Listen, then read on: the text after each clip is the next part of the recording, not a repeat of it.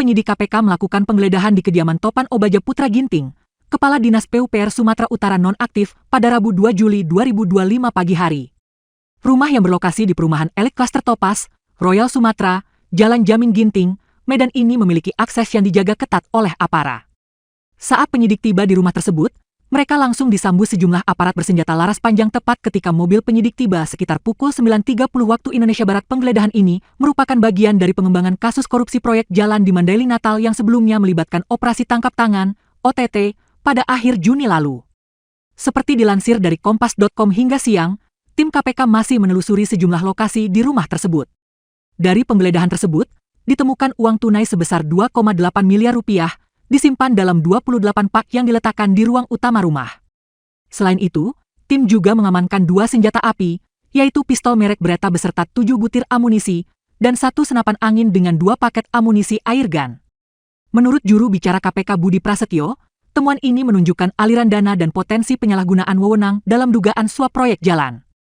Ia menyebut senjata api dan uang tunai tersebut sedang didalami dan akan dikoordinasikan lebih lanjut dengan pihak kepolisian untuk menetapkan status hukum dan asal-usulnya. Rumah pribadi Topan ini dipandang sebagai lokasi strategis karena berdekatan dengan kantor Dinas PUPR Sumut sekitar 1 km dan sebelumnya sempat disebut sebagai kantor sementara oleh warga sekitar.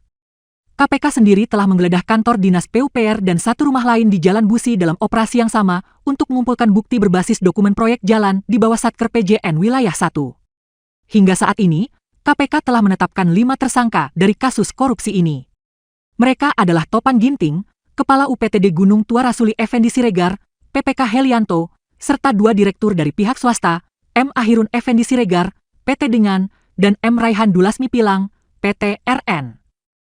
Dari OTT, KPK telah menyita uang senilai 231 juta rupiah sebagai bagian dari suap, sementara dana suap total dari proyek jalan diperkirakan mencapai 10,20 dari nilai kontrak sekitar 231,8 miliar rupiah.